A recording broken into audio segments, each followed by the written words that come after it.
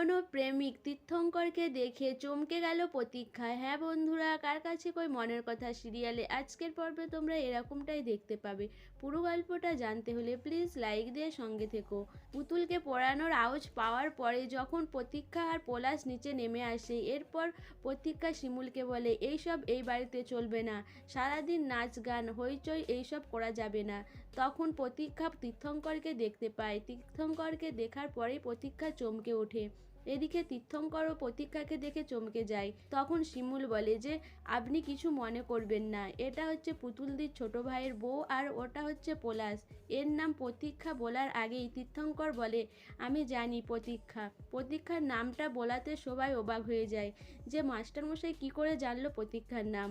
এরপর তীর্থঙ্কর প্রতীক্ষাকে জিজ্ঞাসা করে যে সে এই বাড়িতে পড়াতে আসবে না আসবে না, কিন্তু প্রতীক্ষা কিছু বলে না।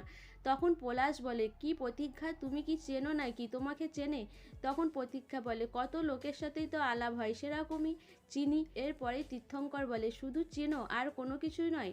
তখন প্রতীক্ষা বলে না পলাশ, চলো আমাদের উপরে আলমারিতে জামা কাপড় গুছোচ্ছিলাম না, চলো আমরা উপরে যাই। এরপর তীর্থঙ্কর বলে কি তুমি বললে না তো পড়াতে আসবো কি না, আর তোমার উত্তরের অপেক্ষায় রয়েছি।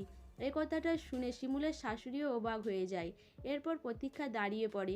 প্রতীক্ষা বলে হ্যাঁ আসো পড়াতে, তুমি পুতুল দিকে পড়াবে ভালো কথা, আমার তো কোনো আপত্তি থাকার কোনো কারণই নেই। আর এই বাড়িতে সবাই রয়েছে, ওরাই বলবে তুমি আসবে কি আসবে না। এরপর প্রতীক্ষা ওখান থেকে চলে যায়।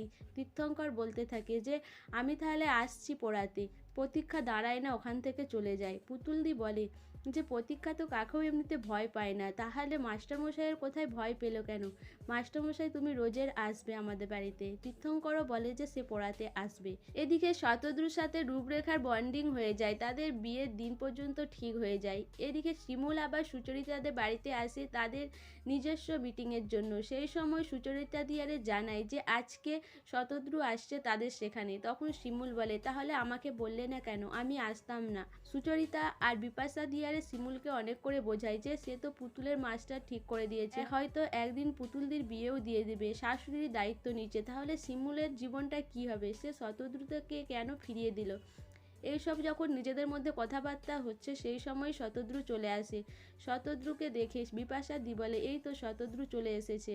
শতদ্রুকে জিজ্ঞাসা করে যে কি কোনো প্রোগ্রাম আছে নাকি? তখন শতদ্রু বলে না, যদি প্রোগ্রাম থাকতো আমি তো ফোনেই জানিয়ে দিতাম, আর আমি এসেছি একটা সুখবর দিতে। তখন বিপাশাদি বলে আবার সুখবর? শতদ্রু বলে যে কোনো চাটা কি খাওয়াবে না? বিপাশাদি বলে কি ভালো খবর আছে, আগে শুনে নিই তারপরে চা খাওয়াবো। এরপর শতদ্রু জানায় যে তার বিয়ে ঠিক হয়ে গেছে। সেই কথাটা শুনে শিমুল চমকে ওঠে, আর বিপাশাদি আর সবাই চমকে যায়। সো বন্ধুরা, গল্পে নতুন টুইস্ট আসতে চলেছে। এবার প্রতীক্ষার কি জীবনে কি ঘটে গেছে সেই সব সামনে আসতে চলেছে। প্রতীক্ষার আর পলাশের মধ্যে কি ঝামেলা শুরু হবে, আর এদিকে শতদ্রুর সাথে কি রূপরেখার বিয়ে হয়ে যাবে? তোমাদের কি মনে হয় অবশ্যই আমাকে কমেন্ট করে জানাবে। আর আমার ভিডিওটা ভালো লাগলে প্লিজ সাবস্ক্রাইব করে দিও, আর লাইক কমেন্ট শেয়ার করো।